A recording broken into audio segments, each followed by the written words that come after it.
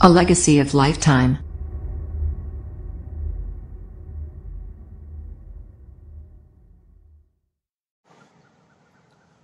जय श्री राम दोस्तों, कैसे हैं आप सब। आशा करता हूं कि बहुत स्वस्थ, बहुत मस्त, बहुत प्रसन्नता पूर्वक होंगे। आज शिक्षक दिवस को गुजरे 2 दिन हुए और हम लोग बात कर रहे हैं अपने शिक्षकों और गुरुओं के मान सम्मान के लिए। गांव गांव, गली गली बच्चों ने शिक्षक जो हैं उनको याद किया, उनको सम्मान दिया, उनके चरण स्पर्श किए, उनको नमन किया। और सही देखा जाए तो शिक्षक धरती पे वो परमात्मा का स्वरूप है जो आपको हर अच्छी बात से अवगत कराता है, चाहे वो समाज में रहने का ढंग हो, चाहे वो देश और आपके राष्ट्र के प्रति आपका सम्मान हो, चाहे वो किसी भी प्रकार की कोई भी अच्छी बात हो, उसके विषय के लिए आपके ज्ञान की पूर्ति शिक्षक के माध्यम से ही होती है। और बहुत सौभाग्यशाली लोग होते हैं जिनको एक जीवन में अपने शिक्षकों के द्वारा अच्छी बातों का ज्ञान, अच्छी बातों का बोध होता है। भारत में तो वैसे भी एक अभूतपूर्व इतिहास रहा है कि यहाँ पे शिक्षकों का सम्मान हमेशा से रहा। शिक्षा तंत्र भारत का विश्व का सबसे पौराणिक शिक्षा तंत्र है। भारत में जब वेद, पुराण, उपनिषद इनका संरचना हुई, इनको लिखा गया, इनको बताया गया, उस जमाने में बहुत गर्व की अनुभूति होती है ये बताते हुए कि आधी से ज्यादा दुनिया पढ़ना, लिखना, बोलना, बात करना और अपनी भावनाओं को व्यक्त करना भी नहीं जानती थी। भारत ही वो देश है जिसने विश्वविद्यालय का तंत्र इस संपूर्ण विश्व को प्रदान किया। नालंदा विश्वविद्यालय, तक्षशिला विश्वविद्यालय, ये सब वो नाम हैं जो हमारे ज्ञान के उद्बोध का प्रतीक चिन्ह रहे हैं।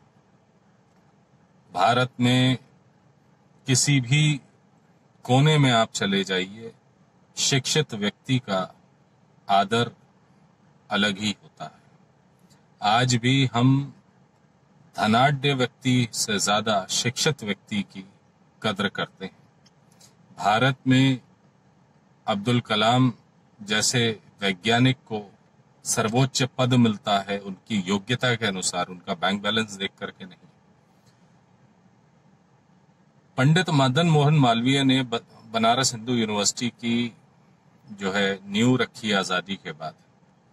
बहुत ही अल्प स्रोत थे उनके पास, तो जब उनकी आयु हो गई, रोग भी उनको घेर चुके थे, आयु भी हो चुकी थी, तब वो पहुंचे सर्वपल्ली राधाकृष्णन जी के पास।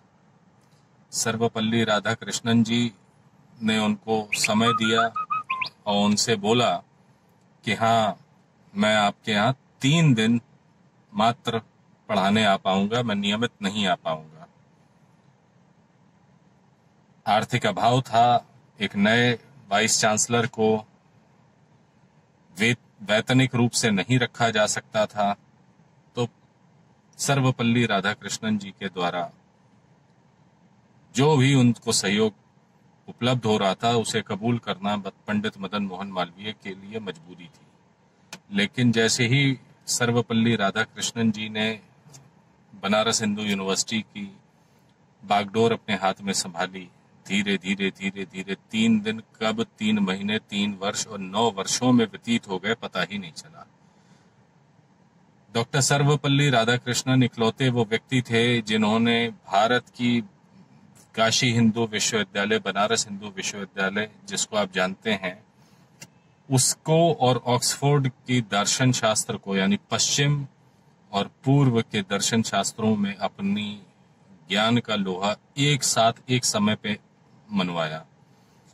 वो अपने छात्रों को पाश्चात्य जगत में भी अवगत कराते थे दर्शन शास्त्र से, और यहाँ पूर्व की धरती पे, भारत की धरती पे भी अपने दर्शन शास्त्र से अवगत कराते थे। शायद इसीलिए उनके सम्मान में, उनके याद में, उनके आदर्शों को अपनी कृतज्ञता व्यक्त करते हुए भारत आज शिक्षक दिवस के रूप में इन चीजों को मनाता है।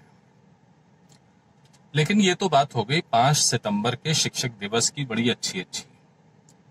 पर इन शिक्षकों के साथ बड़ी विडंबना है कि भारत में आज की तारीख में कई शिक्षक हमें देखने को मिल रहे हैं, जैसे व्हाट्सएप शिक्षक। आपकी प्रातः आंख भी नहीं खुल पाएगी, इतना ज्ञान व्हाट्सएप पे मिलता है कि मेरे ख्याल से अगर उसका 1%, मात्र 1% भी व्यक्ति अपने जीवन में उतार ले तो भारत का कायाकल्प हो जाए, विश्व का कायाकल्प हो जाए। पर फिर भी इनको चलिए हम झेल रहे थे कि चलो कुछ भी हो, अनुसरण करें ना करें, अच्छी बातें तो कर रहे हैं। पर धीरे से कुछ शिक्षक और आ गए। वो शिक्षक आ गए हमारे लिबरल्स, हमारे वामपंथी। उन्होंने शिक्षण देना शुरू किया। शिक्षण क्या देना शुरू किया कि चीन जो है ये बड़ा भारी मुल्क है और इसके साथ आप लड़ने जा रहे हैं, ये हमारे देश के अंदर तक घुसाया है। पता नहीं कहाँ से उन्होंने देख लिया, शायद उनके पड़ोसी जो है उसको उन्होंने चीनी समझ लिया हो। खैर, फिर वामपंथियों का भी आ गया कि साहब जीडीपी इतनी -24% हो गई है और भारत की अर्थव्यवस्था बिल्कुल डूबी चली जा रही है। तो इतना ज्ञान देना इन्होंने शुरू किया तो मैंने कहा कि मुझे भी डर लग रहा है, जरा देखा जाए कि कहाँ है भारत की स्थिति, कहाँ है। तो पता चला इस डूबती हुई जीडीपी में साहब रफाल भी आ गया, S-400 का सौदा भी हो गया, बुलेट प्रूफ जैकेटों का न सिर्फ निर्माण होने लगा बल्कि हम वैश्विक एक्सपोर्टर हो गए। पीपीई किट जैसी चीज जो हमारे देश में ना के बराबर बनती थी, वो भी आज लाखों की संख्या में प्रतिदिन के हिसाब से बनने लगी। तो साहब एक 203 का सौदा भी हो गया साहब। मिग जो है रूस के साथ, उसका भी सौदा हो गया साहब। इजराइल के साथ हमने रडार भी ले लिए, मिसाइलें भी ले ली। तो ये गिरती हुई अर्थव्यवस्था में था। 6 महीने तक हमारी भारत सरकार ने निराश्रितों को, उपेक्षितों को, रोज कुआं खोद के रोज पानी पीने वाले हमारे कामगार भाइयों को मुफ्त में अनाज भी पहुंचा दिया। बाढ़ की विभीषिका से भी देश जूझ लिया।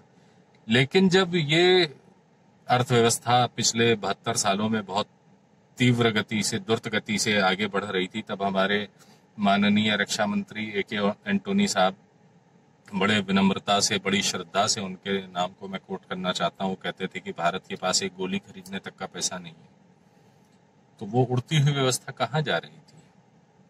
वो तरक्की करती हुई अर्थव्यवस्था कहाँ जा रही थी? कृपया इस बारे में ज्ञान देने का कोई कष्ट करे। वामपंथियों ने चीन के बारे में कि साहब आज हमें सरकार बता नहीं रही है, प्रश्नकाल खत्म कर दिया गया है, प्रश्न पूछने की आजादी खत्म कर दी गई है। तो मान्यवर, मैं ये पूछना चाहता हूं कि आपके सारे प्रश्न वो क्यों होते हैं जो किसी भी दुश्मन देश की डिटेक्टिव एजेंसी को जानकारी चाहिए होती है कि भारत क्या कर रहा है। मान्यवर, युद्ध काल चल रहा है, युद्ध में हम आ चुके हैं, ये मानना पड़ेगा। सेनाएं आंख में आंख डाल करके एक दूसरे के सामने खड़ी हैं। तो क्या हम रणनीति अपनी जो है संसद के पटल पे, मंच पे एक प्रेस कॉन्फ्रेंस बुला करके बताएं कि हम ये करने जा रहे हैं? तो प्रिय ज्ञानी ध्यानी मित्रों, मैं आपसे यही कहना चाहूंगा कि युद्ध में, रणनीति में चीजें छुपा के की जाती हैं और उनके बारे में जिक्र नहीं होता। उनके द्वारा प्राप्त फलों का सिर्फ उद्घोष होता है कि हमने ये काम कर डाला, जैसे ब्लैक टॉप पे फतह कर डाली। 20 भारतीयों ने अपने प्राणों की सर्वोच्च बलिदान को दे करके भी 84 से 100 चीनियों को उनकी यह लीला समाप्त करके माननीय शी जिनपिंग जी को इस कदर मजबूर कर दिया कि आज वो कबूल भी नहीं कर पा रहे हैं कि उनके कितने योद्धा जो पूरी तैयारी से भारत में घुसने अचानक आए थे, वो मारे गए। कमाल की तैयारी थी। और जब हम सुप्तावस्था में इतनी डूबती हुई जीडीपी में, इतनी डूबती हुई अर्थव्यवस्था में पीट सकते हैं, तो मेरे ख्याल से पिटने से अच्छा है कि पीट लिया जाए। तो अर्थव्यवस्था हमारी कमजोर है और हम कमजोर हैं, हमारे साथ के लोग, हमारे साथ देश की सरकार ये कमजोर है। चलिए कमर कसते हैं मजबूत होने की, लेकिन कृपया अपने शिक्षण तंत्र को सुधारें। सरकार शिक्षा नीति में बदलाव कर रही है, शायद आप जैसे ज्ञानी ध्यानी लोगों से ही मजबूर होकर कर रही है। तो कृपया अपने ज्ञान को विराम दें, उद्बोध करें भारत की पौराणिक शिक्षा पद्धति का और कुछ सीखने की चेष्टा करें। जय हिंद, जय भारत, वंदे मातरम, नमस्कार।